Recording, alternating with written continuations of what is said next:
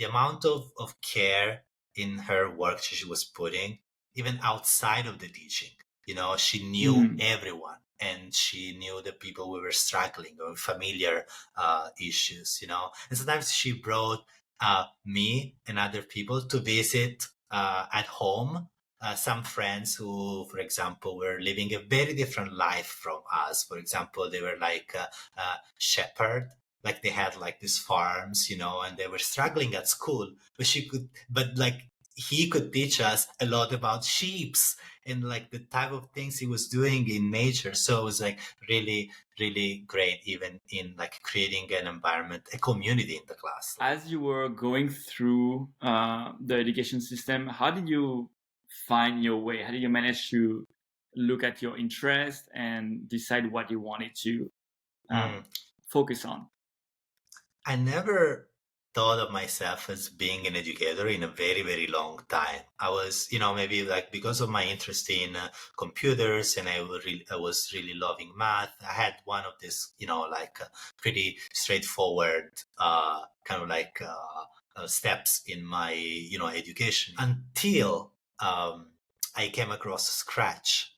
This programming language for kids that was used the first time I experienced it. It was in a Coder Dojo. It's like a free coding club for children that are around the world, and that kind of like I had this very interesting exchange with a little kid, Oliver, who was like showing me how Scratch works as a 6-year-old, teaching me like I was 30 how to program with Scratch. And he was so excited, and he was saying, this is very easy. It's very easy. You can do everything. I was like, wow, I want to support this type of joy. I want to support this type of learning.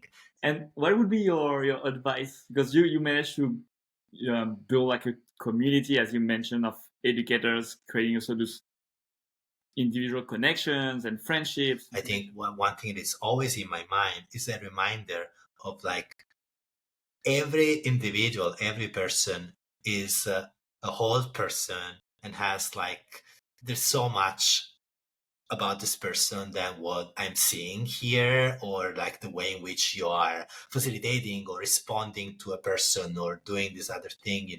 And like the more we develop our connections as humans, the better would be even the work that we do with learners when we are out, right? So creating a place that is like really inclusive in terms of like everybody feels welcome to be in, everyone feels listened to, everyone feels appreciated for their contribution. I think it's crucial. And for someone who would want to facilitate a creative learning activity, and it can be, again, it can take many forms.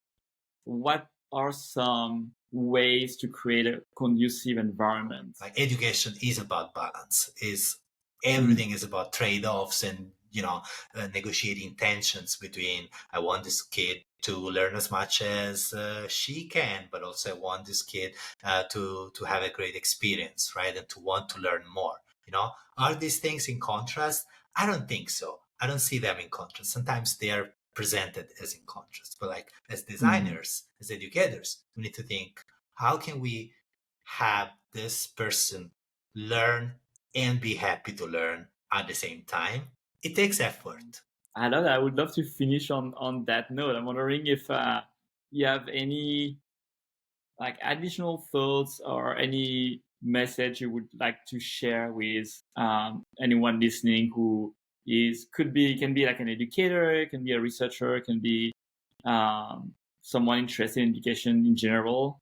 What would be one thing you would say to them? Like, focus on your work, your context, and try to bring the best out of you and the best out of the people who are around you. I think that's the essence, right? Like, and I know there's a lot of societal pressure of like changing the world and scaling things, and like, but there are ways it can be authentic and having an impact in the longer run.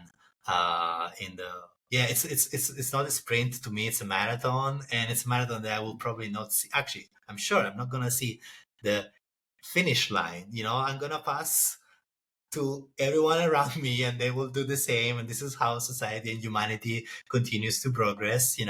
We just need to do our part.